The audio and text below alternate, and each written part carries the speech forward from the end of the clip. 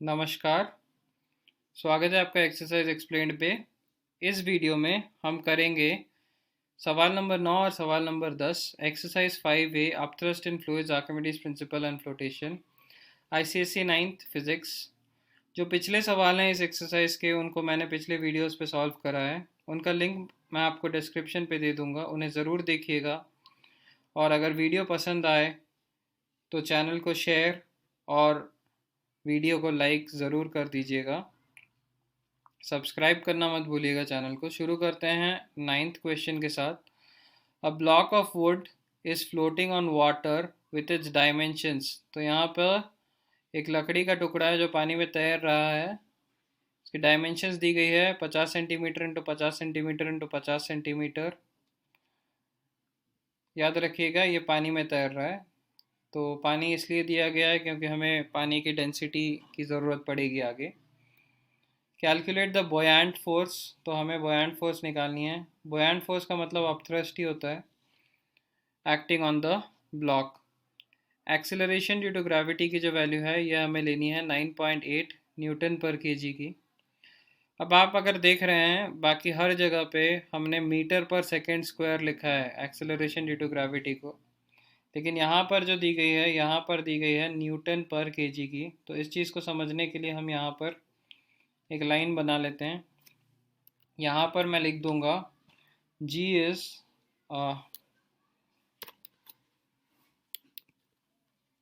acceleration due to gravity is 9.8 Newton पर KG.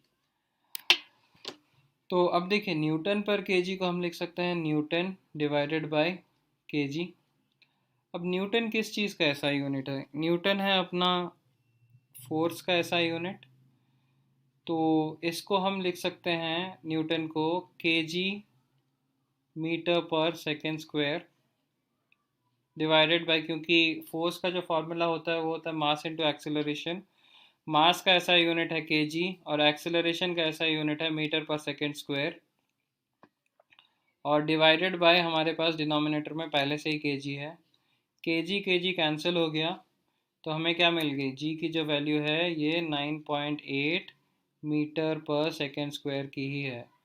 तो कभी भी अगर न्यूटन पर केजी पे दिया रहा, इसके लिए कुछ भी सोचने की बात नहीं है। न्यूटन पर केजी और मीटर पर सेकेंड स्क्वायर एक ही चीज़ होता है। तो एक्सेलरेशन ड्यू टू ग्रेविटी की वैल्यू जो है वो हमें मिल गई। अब हम निकालेंगे वॉल्यूम। वॉल्यूम निकालने से पहले जब भी हमें डायमेंशंस दिए रहेंगे फिज़िक्स के किसी भी सवाल में, अगर लिखा ना हो तो हमेशा ये L into B into H के फॉर्म पे होता है। मतलब पहला वाला लेंथ, दूसरा वाला ब्रेथ और तीसरा वाला हाइट। तो यहाँ पर वॉल्यूम जो होगी ये होगी L into B into H की, जो कि हो जाएगी अपनी 50 तो 50 की जो क्यूब है 5 की क्यूब हो जाती है 125। तो यहाँ पर 125 और फिर 000। और क्योंकि सब चीज़ें सेंटीमीटर में दी हुई थी तो ये भी सेंटीमीटर क्यूब में ही आएगी। तो इसको हम लिख सकते हैं 125 into 10⁻⁻³ centimetre cube. Centimetre cube, माफ़ कीजिएगा जी।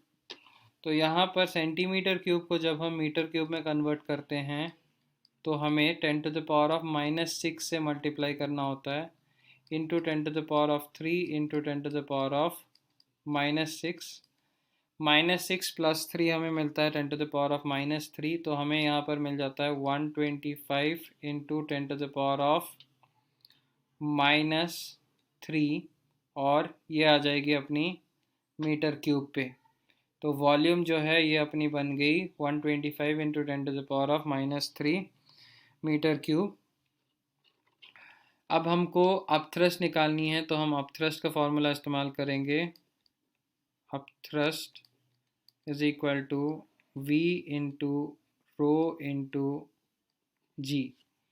तो यहाँ पर डेंसिटी ऑफ वाटर जो है ये हमें माननी है 1000 kg पर मीटर क्यूब की। इसको यहाँ पर लिख देते हैं density of water is equal to 1000 kg per metre cube, या फिर हम इसको लिख सकते हैं density of water is equal to 10⁻+3 kg per metre cube.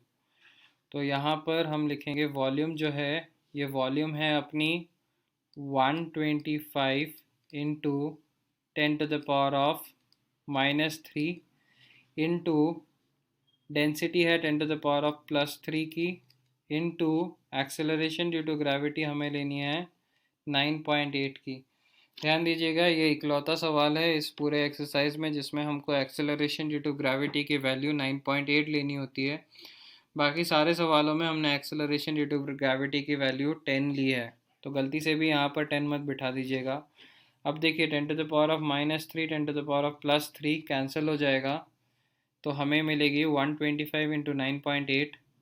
तो ये जो है हमें मल्टीप्लाई करने के बाद मिलती है 1225 न्यूटन के बराबर। तो ये होगी हमारी अपथ्रस्ट, और अपथ्रस्ट ही बॉयंट फोर्स होगी। तो यहाँ पर मैं इसको लिख दूंगा BUYANT फोर्स। तो उम्मीद करता हूँ आपको ये सवाल समझ आ गया होगा, काफ़ी सीधा सवाल था, कोई ज़्यादा दिक्कत वाली बात नहीं थी यहाँ पर। चलते हैं अगले सवाल की ओर। तो इस सवाल में दिया गया है a body of mass 3.5 kg, तो यहाँ पर मास दी गई है 3.5 kg की, displaces 1000 centimetre cube of water.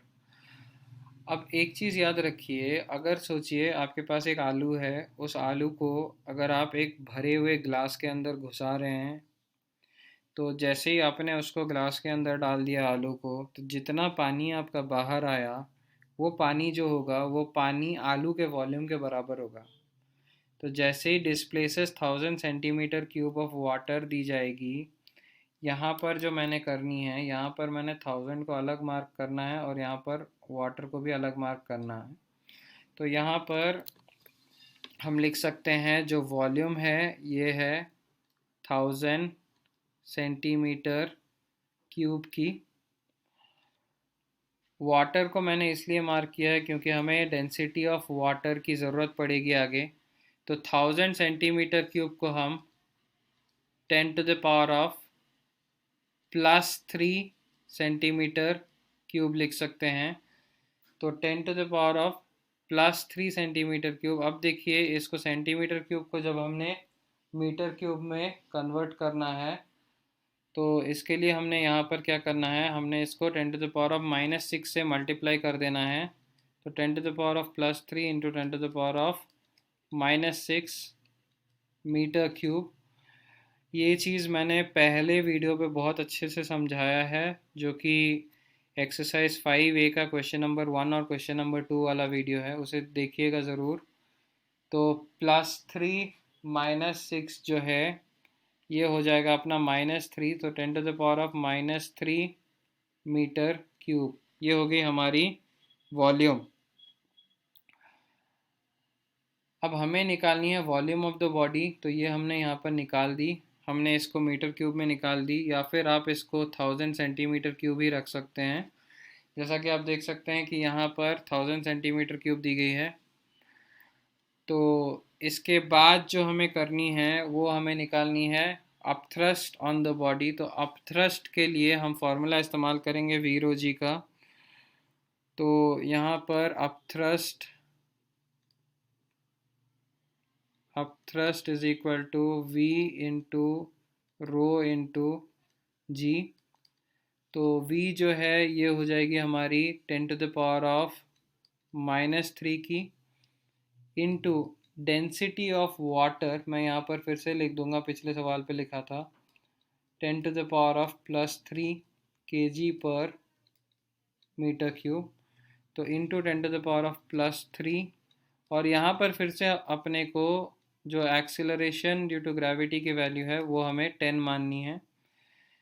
तो अभी 10⁻+3 10⁻⁻3 कैंसिल हो जाएगा, तो हमें मिल गया अपथ्रस्ट जो है 10 न्यूटन के बराबर।